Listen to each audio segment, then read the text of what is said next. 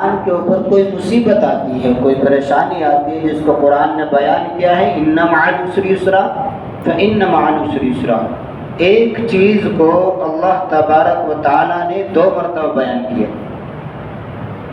ایک ہی چیز کو اللہ تبارک و تعالیٰ نے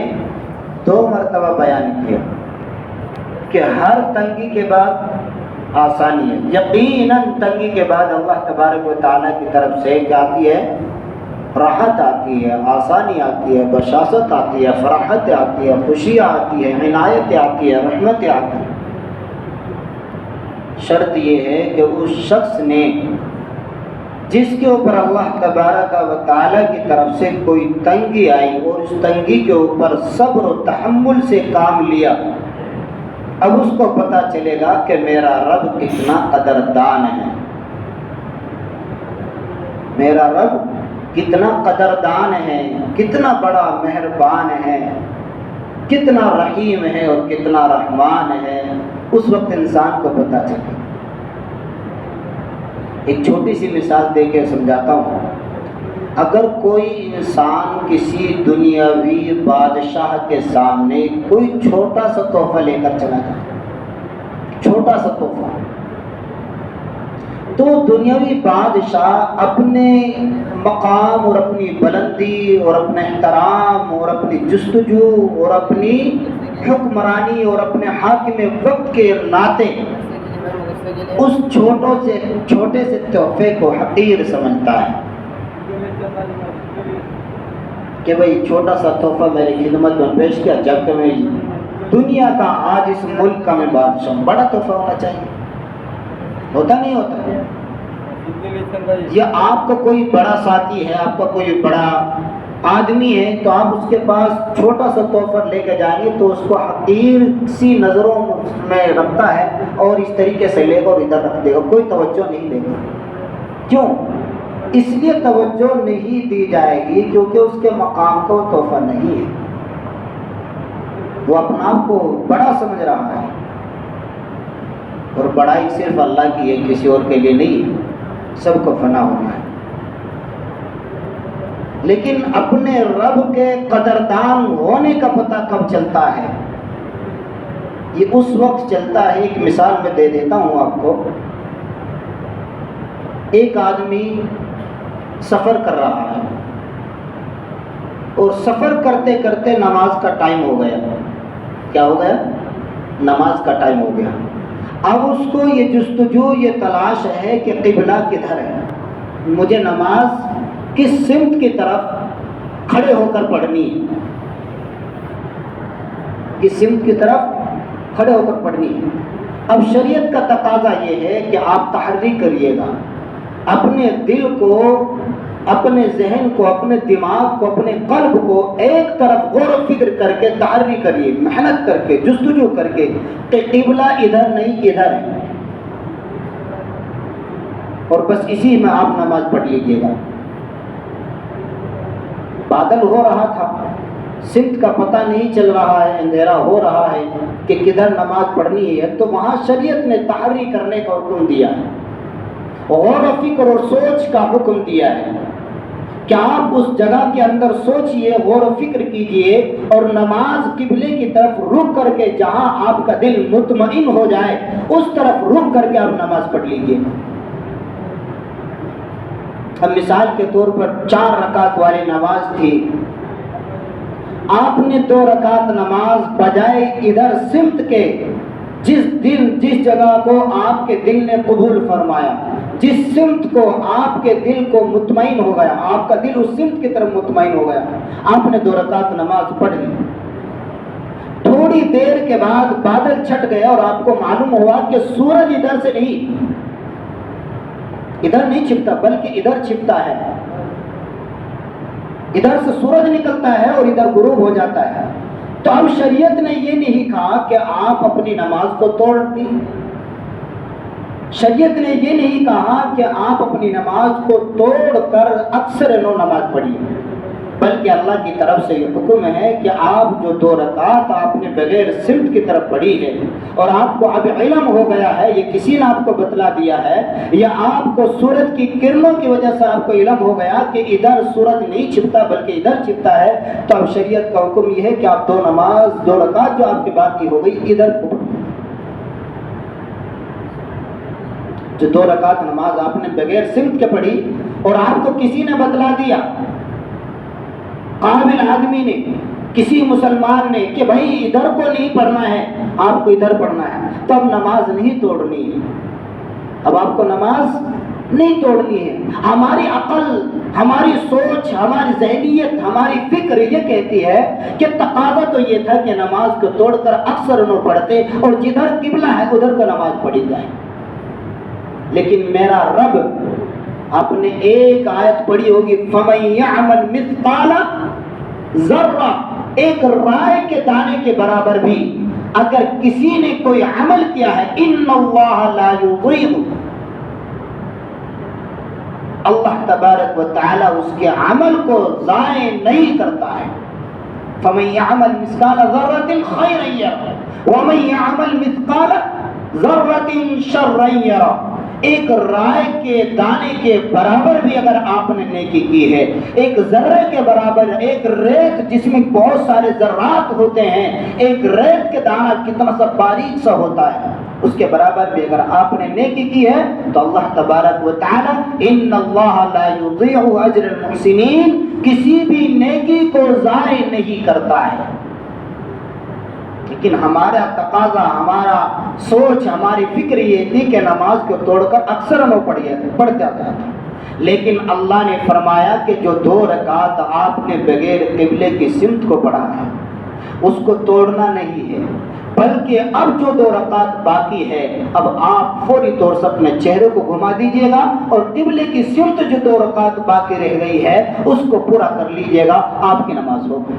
اس کو کہتے ہیں قدردان۔ ذرا سے محنت کا بھی اللہ تبارک و تعالی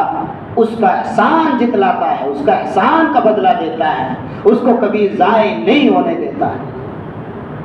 اس لیے انسان کی سوچ اور فکر الگ الگ نہیں ہے، ذہنیت الگ ہو سکتی ہے، سوچ الگ ہو سکتی ہے، لیکن ہمارا رب کبھی بھی کسی کی ذہنیت، کسی بھی فکر کو الگ الگ نہیں کر سکتا۔ اس لیے ہمیں چاہیے کہ اللہ قدردان ہے اور اس کی قدردانی کرنی چاہیے، اللہ مہربان ہے، اس کی مہربانی کا فائدہ اٹھانا چاہیے، اللہ رحمان ہے، اس کی رحمت سے ہمیں امیدوار ہونا چاہیے، اللہ رحیم ہے، اس کی رحمت سے، اس کی رحمیت سے ہمیں استفادہ کرنا چاہیے۔ اس لیے میرے بھائیوں، دوستوں، ساتھیوں، بزرگوں، اگر ہم جو کام بھی کریں اس کام کی حیثیت کو، اس کام کے انجام کو سوچ کر کریں کہ اس کا کیا انجام ہونا ہے، اس کا نتیجہ کیا نکلے گا، اس کی فکر اور سوچ کیا ہوگی، یہ ساری چیزیں ہمیں سوچنی ہیں۔ جی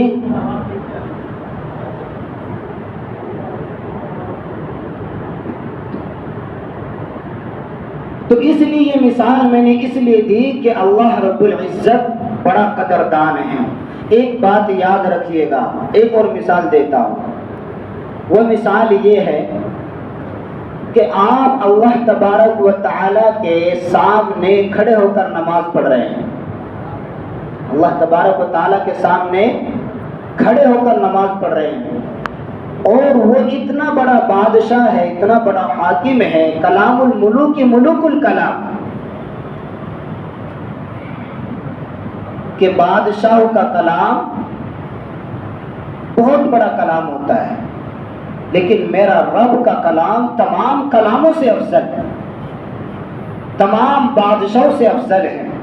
ایک شخص ہے 4 رکعت والی نماز پڑھ رہا ہے،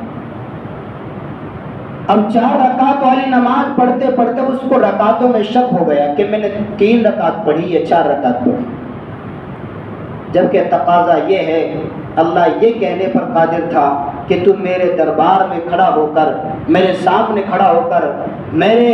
گھر میں کھڑا ہو کر اس طریقے سے غفلت کے ساتھ نماز پڑھ رہا ہے، جا میں تیری نماز کو قبول نہیں کرتا، جا تو میرے دربار سے نکل جا، میں تیری چاہت سے ناآشنا ہوں۔ لیکن نہیں میرے بھائیوں، اللہ تبارک و تعالیٰ کا حکم ہے، شریعت کا حکم ہے کہ اگر کوئی شخص نماز کے اندر غلطی واقع ہو جاتی ہے، اگر کوئی شخص نماز کی رکعتوں کے اندر مشکوک ہو جاتا ہے، مجھے شک پیدا ہو جاتا ہے کہ میں نے 3 رکعت والی نماز کو 4 رکعت والی نماز میں کئی رکعت پڑھی، 2 رکعت پڑھی، 4 رکعت پڑھی، تب اللہ تعالیٰ کی طرف سے حکم ہے، شریعت کی طرف سے حکم ہے کہ اس کا غالب گمان کیا کہہ رہا ہے، اس کا دل کیا کہہ رہا ہے، اس کا قلب کیا کہہ رہا ہے، اس کا ذہن اور اس کی سوچ کیا کہہ رہی ہے۔ اگر اس نے 4 رکعت والی نماز کو یہ سوچا کہ میں 4 نہیں بلکہ 3 رکعت والی نماز پڑھی ہے، تو یقیناً اس نے 3 ہی رکعت مکمل کی، 1 رکعت اور مکمل کر لیجئے گا، 4 رکعت ہو گئی۔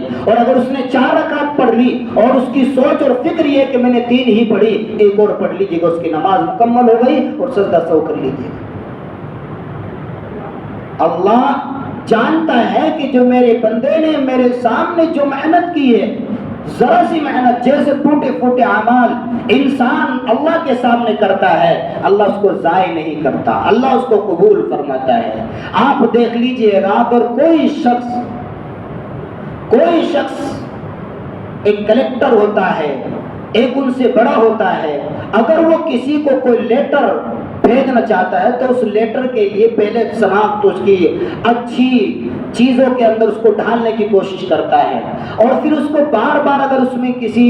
اسپیلنگ کے اندر غلطی ہو جاتی ہے، کوئی تلفظ صحیح طریقے سے نہیں لکھا جاتا ہے، تو بار بار اس کو ریپیٹ کرتا ہے، بار بار اس کو دہراتا ہے، پھر اس کو بار بار پڑھتا ہے کہ کہیں ایسا نہ ہو کہ جس کے پاس، جس حاکم کے پاس، جس کلکٹر کے پاس، جس بادشاہ کے پاس اس لیٹر کو پہنچا رہا ہوں، اس خط کو پہنچا رہا ہوں، ایسا نہ ہو کہ اس میں کوئی غلطی واقع ہو جائے، وہ مجھے شرمندگی اٹھانی پڑے۔ لیکن میرا رب قدردان ہے، انسان کتنی ہی غلطی کرے وہ اس کی غلطی کو معاف کرنے پر قادر ہے، شرط یہ ہے کہ انسان معاف کرانے پر قادر ہو۔ ایک شخص وہ ہے کہ جو معافی کا طلبگار ہے، ایک شخص وہ ہے جو معافی کا طلبگار نہیں ہے، تو دونوں میں زمین اور آسمان کا فرق ہے۔ اس لیے حدیث میں آیا کہ اگر کوئی ایمان والا کوئی گناہ کرتا ہے تو وہ یہ سمجھتا ہے، اس کے اوپر یہ ہو جاتا ہے کہ جس طریقے سے اس کے اوپر کوئی پہاڑ مسلط کر دیا گیا ہو، اور اگر کوئی شخص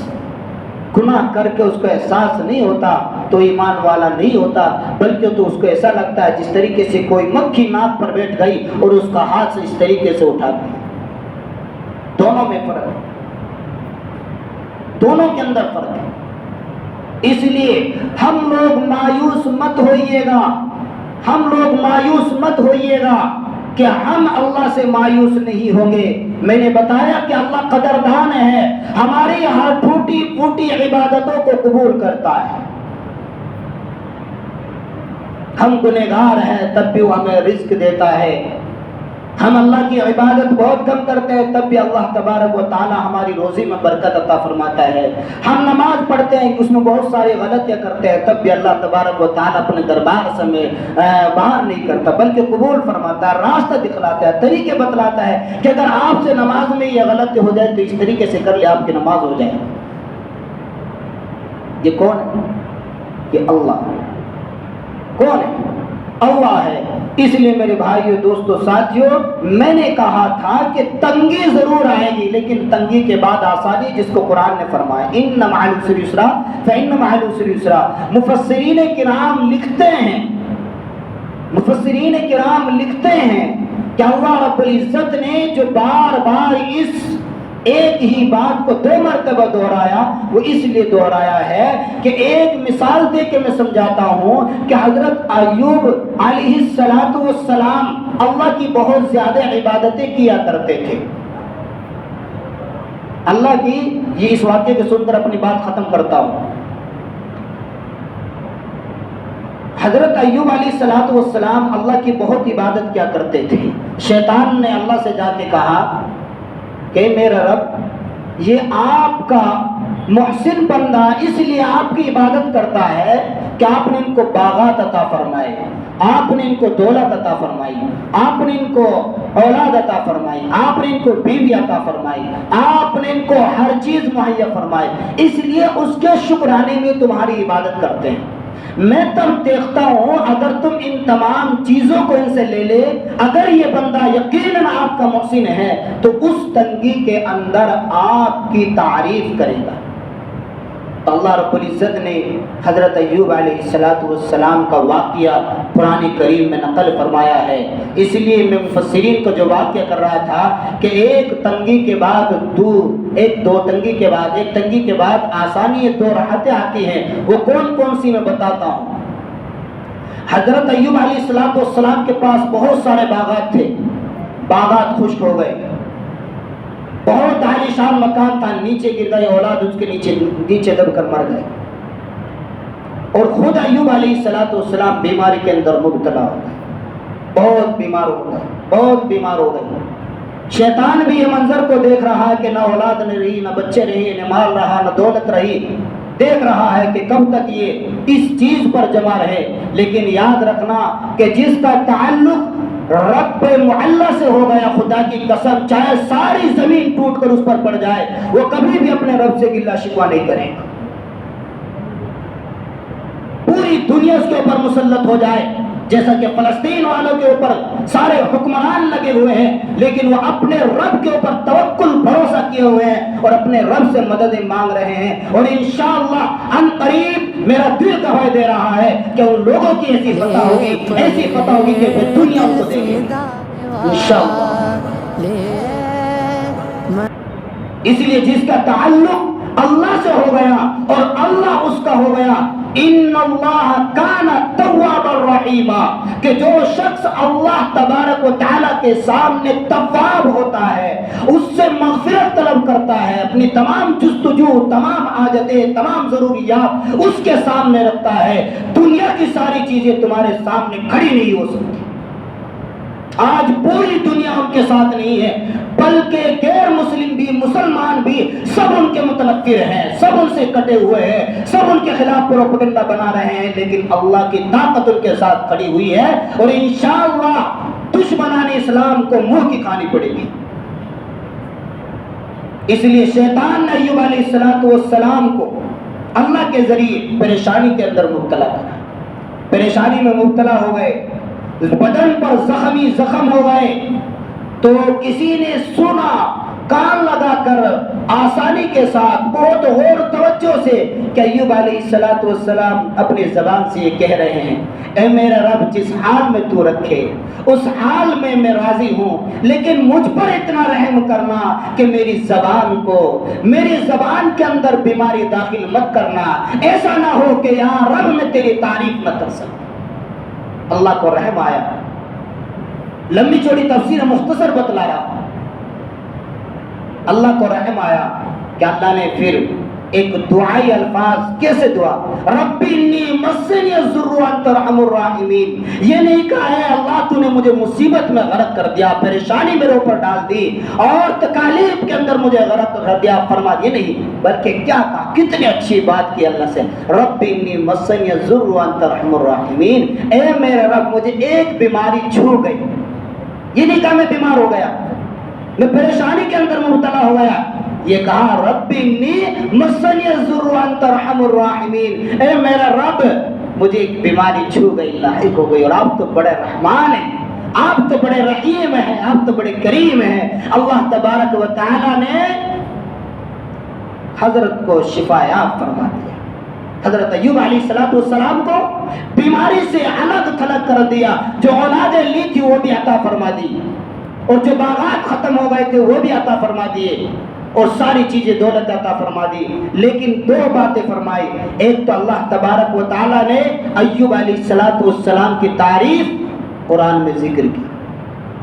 جب قرآن حشر کے میدان میں پڑھا جائے گا تو اس وقت ایوب علیہ السلام فخر سے کہیں گے، واہ میرا رب